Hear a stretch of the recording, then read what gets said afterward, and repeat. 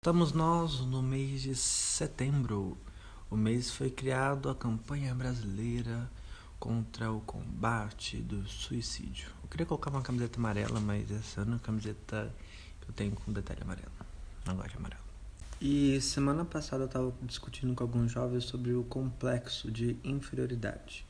E falta de humor, falta de esperança, falta de fé e tudo. Durante a noite eu estava montando uma pregação que foi sobre capacitação e eu acabei procurando as profissões dos discípulos. Então eu busquei a profissão de cada discípulo e encontrei alguma coisa bem nada a ver. E quando Deus chama pra gente fazer um projeto, fazer uma missão, para fazer um trabalho, a gente já começa aquele complexo de inferioridade. Então a gente vai falar assim: Deus, aquela pessoa fala melhor que eu. Deus, aquela pessoa fala melhor que eu, ela prega, ela canta, ela faz isso aqui, aquela pessoa é melhor. E nisso a gente já se sente inferior, porque a gente sempre vai achar que as pessoas ficam olhando pra gente falando tipo assim, não deu certo. Mas eu comecei a ver também com os discípulos, Deus chamou pescadores. Então imagina assim, o que os discípulos também passaram, porque eles estavam lá pescando um dia, no outro dia que Jesus chama, ele estava lá pregando. Imagina assim, o quanto eles sofreram também. Então eu já comecei a imaginar daqueles discípulos, tipo assim, ô Pedro, volta lá pra pesca, vai que você pesca melhor do que fala. Enquanto eu estava pregando, tipo assim, nossa, que cheiro de peixe.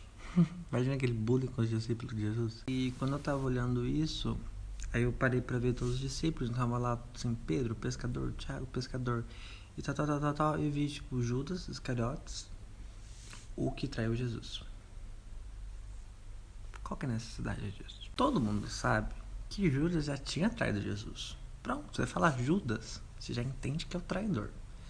Mas tinha que colocar Judas Iscariotes, específica que é Iscariotes, ainda fala que traiu Jesus. Aí eu já comecei a imaginar o quanto Judas sofreu, diferença dos outros discípulos, porque os outros discípulos sim, eram zoados pelas suas profissões. Agora Judas era reconhecido pela sua traição de Jesus. Imaginar tanto entre os discípulos enquanto as pessoas na rua falavam, aquele lá é o Judas, aquele que traiu Jesus, aquele que andava com Jesus, aquele que errou, aquele que pecou, porque ele fez o errado. E sim, eu acho que foi tão pesado que Judas sofreu que ele cometeu suicídio.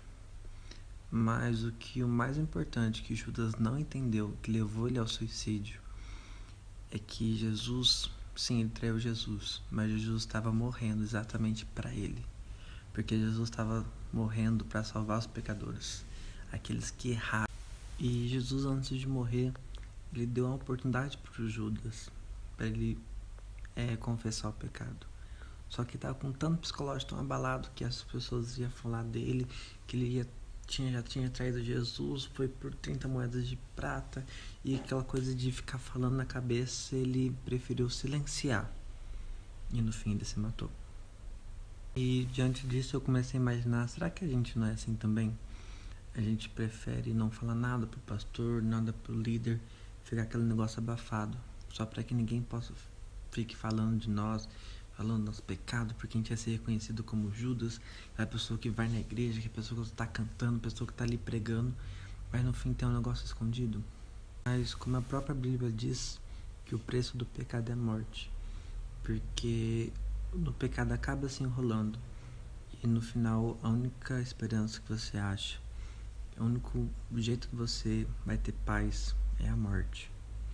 Então Judas se matou para ter um pingo de paz. Então eu venho falar com esse simples vídeo. Você que já pensou em suicídio, tem início de depressão, não ache que a morte vai te dar paz.